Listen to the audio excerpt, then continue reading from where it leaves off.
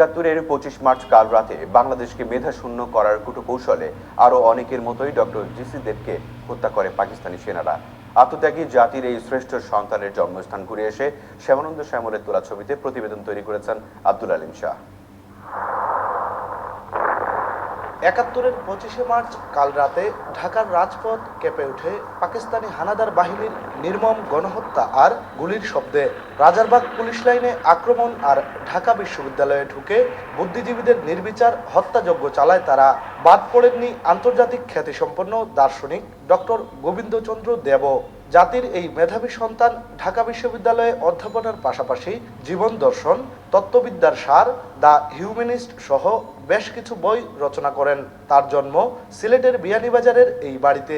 মুক্তিযুদ্ধের ইতিহাসে তার নাম স্বর্ণাক্ষরে লেখা থাকলেও বিয়ানীবাজারের নতুন প্রজন্ম জিসি দেব সম্পর্কে বেশি কিছু জানেনই না। শিক্ষিত সব দিকে তাই এগিয়ে তাদের। 1971 সালে স্বাধীনতা দিবসে একজন সৈনিক ছিলেন, তাই ওনাকে আমরা সম্মান করি।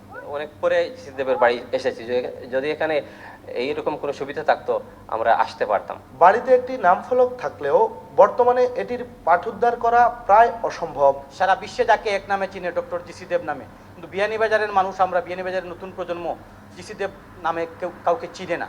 এটা খুবই দুঃখজনক বিষয়। জিসি দেবের কোনো উত্তরাধিকার না থাকায় বর্তমানে এই বাড়িটি সরকারের দখলে। এই বাড়িতে শহীদ বুদ্ধিজীবী ডক্টর জিসি দেবের স্মৃতি রক্ষায় উদ্যোগ নেয়ার কথা জানিয়েছেন উপজেলা নির্বাহী কর্মকর্তা। আমরা যে কোনো সময় এই জায়গাটা খালি করতে পারবো, কিন্তু আগে আমাদেরকে প্রস্তুতি নিতে হবে যে আমরা এই জায়গায় কি করব।